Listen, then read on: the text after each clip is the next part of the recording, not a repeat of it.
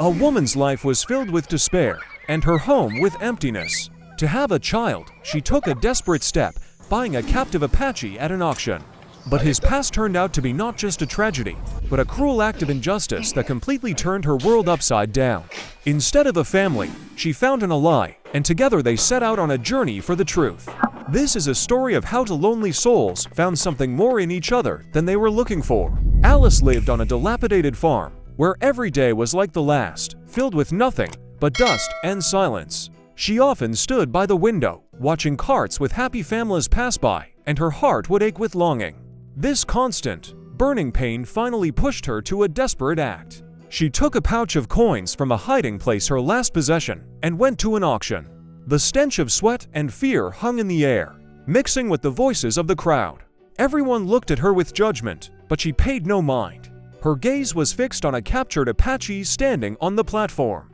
He was dirty and chained, but a fire burned in his wild eyes, reflecting her own pain. She made a bid, giving away all her savings, and he was hers. The silence on the farm became even more oppressive. Now there were two of them, but they remained strangers. Alice led him to the barn, giving him only a piece of bread and a cup of water, not knowing how to start a conversation. He said nothing, his gaze direct and heavy, as if he could see right through her. At night, Alice couldn't sleep, listening to every sound, and the next morning she prepared to breakfasts, hoping for a beginning. However, he simply walked out of the house and headed for the woods without a word. Alice watched as his silhouette disappeared into the morning fog, and her heart sank with the realization that her last hope seemed to have just left. A day passed, then another. Alice's hope turned into bitter disappointment. She decided he had run away, leaving her alone with her emptiness. But on the third day, a small dot appeared on the horizon that gradually grew larger. It was him. The Apache was returning, and in his hands was the carcass of a deer he had killed. He silently threw the prey at her feet, then headed for the barn, leaving Alice in complete astonishment. He hadn't run away, he had simply gone for food. From that day on, their strange coexistence continued. He worked with incredible diligence, silently mending the fence, digging the well, and hauling logs. The house, which had been her prison, gradually came to life under his silent labor. Alice watched him from the window, and her initial fear gave way to curiosity and even a budding trust. She noticed his calm, confident movements, how he treated nature and his work with respect. One evening, as she sat by the fireplace, he entered the house for the first time, not for work. He walked over to the wall where a portrait of her late husband hung, pointed to it, then to her empty hand, and said a single word, "Empty." This word became a bridge between their silence. He then took a pouch from his belt and poured sparkling precious stones onto the table. Alice looked at the stones scattered across the table, not understanding their true meaning. She saw them as payment, a way to settle the debt for shelter and food.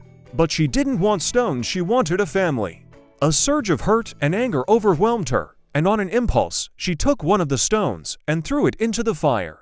At that moment, his calm vanished. He grabbed her hand, his eyes blazing with fury, but then he let go, slowly backed away, and took out a second, more tattered pouch. From it, he pulled out an old, faded map. He pointed to it, then to himself, and made a gesture of rocking a baby. Suddenly, Alice understood everything. The stones were not payment for his freedom, but a ransom he had been saving to get back his child, who had been taken from him by white settlers. He didn't want to be the father of her children, he wanted her to help him get his own back. At that moment, Alice realized their stories were a mirror image of each other. At dawn the next day, Alice made her choice. Instead of staying on the farm, she decided to set out on a journey. In her eyes, there was no longer despair, only a quiet, calm determination. She gathered supplies, saddled her horse, and walked out of the barn. He was already waiting for her at the gate, sitting on his own horse. There were no words between them, only a single glance that said it all.